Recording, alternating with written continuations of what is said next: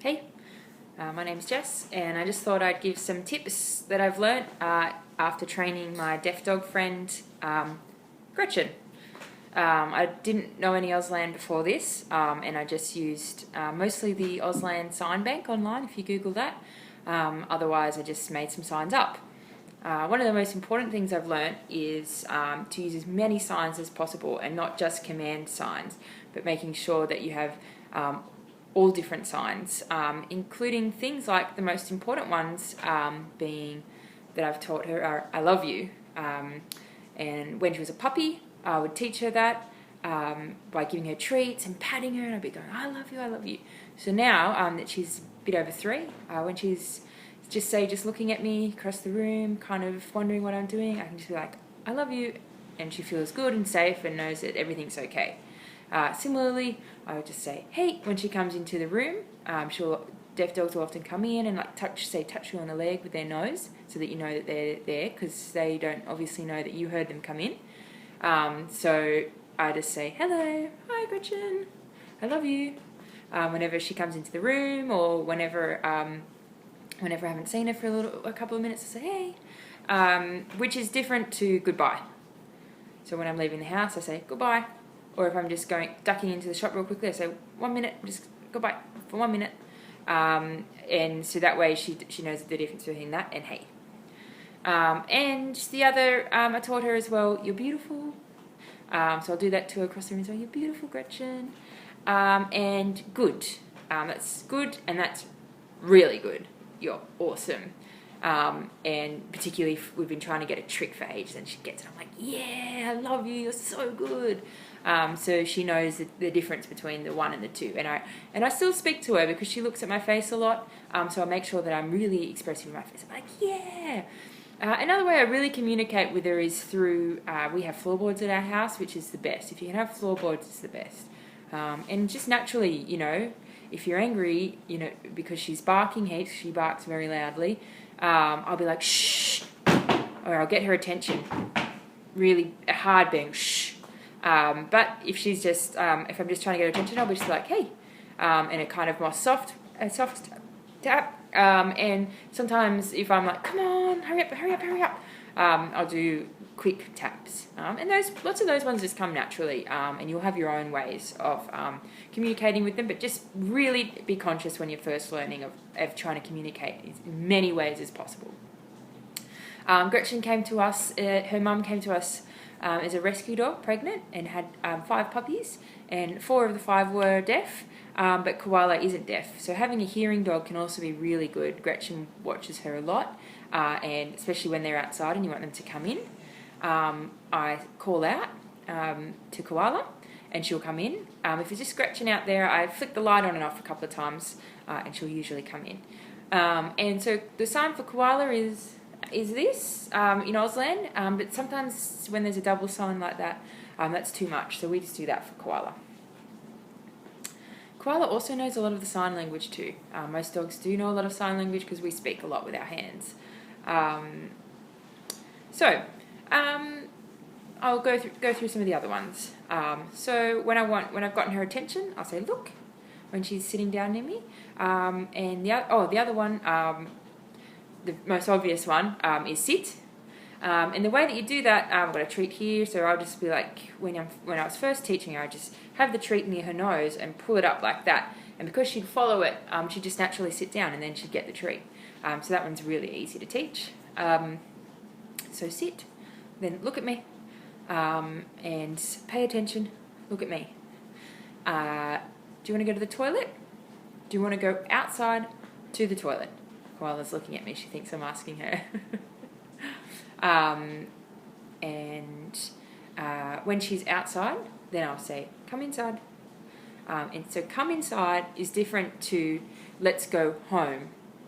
And I'll say we're at the park, let's go home. So come inside when we're at home, and let's go home. And that one's a bit confusing because it's beautiful, home, and then water. So do you want some water? And then I'll point to the water. Or do you want some food? You want some food? Is it time for dinner? And then I'll say, yeah, it's time for dinner. And that means let's get excited. It's like clapping. But I'll do that instead. Woo, let's have some dinner. Or woo, let's go for a walk. Let's go for a walk. Woo. Let's go for a bike ride. Woo. So I have kind of differences with, so the way that you get a deaf dog's attention is just, and a deaf dog will often have you in their eyesight. So I'll just be going like this, and I'm like, come here, come here, come here, come here. When she's outside, or if she's being naughty, I'll get her attention. I say, come here, or come here. And that's a really firm one, and she knows the difference between that and like, hey, yeah. So trying to implement those different ways of communicating from the beginning is really good. So then she'll know, she knows ball and she knows rope. So I'll say, where is your rope? Or where is your ball? Bring your ball here. Bring it here. Ball, bring it here. Or bring your rope here. Or frisbee. I just made that one up. That one I'm not sure what the Auslan sign is for, but frisbee. Where's your frisbee? Or bring your frisbee. Or let's play. You want to play outside with your ball, or do you want to play outside with your rope? So then we kind of just go get off for when she's on the couch. Get off. She is allowed on the couch, but if I want her off, if I'm eating, and also stop begging. She's begging as well.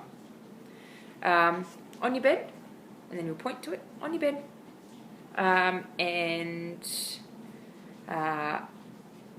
Do you want a treat? And then I'll give her a treat. And then a really good one to then say, all done. So when we finish playing, I'll say, inside, we're all done. Or your treats are all done. Or when I've been training her to do tricks, when we're done, I'll go like that because the food's finished. Also do stop and calm down. They kind of come together. Calm down, calm down.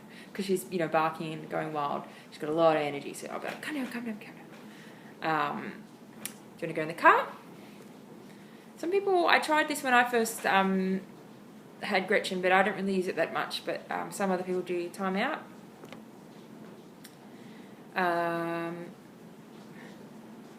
We like her to be out of the kitchen when we're cooking. So I'll say, out of the kitchen. So that's the kitchen and out. And I'll point to where I want her to go. Another really, really good one to do is, you want to try to give deaf dogs as much information as possible all the time. So I taught her that there's someone at the door. So that way I'll bang to wake her up, or I'll tap her and I'll go. And then she knows to go, and I'll point to which door to go to. So then she knows that there's someone here, there's someone in her space. She doesn't just wake up and there's someone here. So that's a really, really good one. So back it up. Drop. When she has something in her mouth, stay. And when you're teaching that one, she has a tendency to try to grab the ball. So with one hand, when she bring the ball here, and then she drop it, and then stay there, and then with your other hand, pick it up so that she's looking at the stay sign. Because you got to make sure you maintain their attention. So look at me, stay, and then grab the ball with your other hand. For Gretchen, lay down. I'm still just holding the treat and putting my hand flat on the ground. I would like to be able to just eventually be like that, but we're still learning that one. And then roll over. She can roll over, and then she can spin around. She spins around me, and then she does a circle. And then she can, for shake, I just put my hand like that. But she can also high five.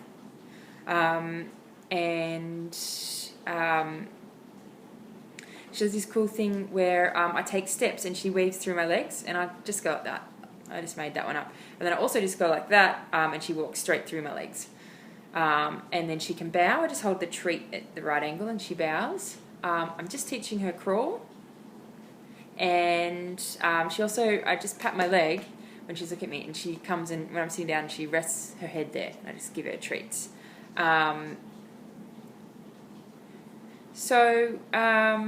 Yes, we already did ball and rope, but she also knows toy. But mostly I just kind of use ball and rope and sometimes frisbee. And I have an obstacle course for her outside. So she goes up up onto it, across and down. She goes under and over. And I think those are the main ones. And I think the most important thing when you have people coming to visit is if you tell them all they have to do is say, "Hi, Gretchen," as much as possible, and "Good one, Gretchen." If people learn no other signs, they're the most important ones. And also if they would do "I love you."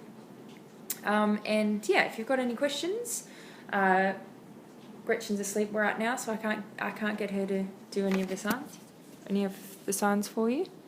But leave me some questions in the comments or ideas of different tricks I could teach her. The next one I want to do is kind of like getting her to do like a Superwoman pose. And also just remember, always adopt, don't shop.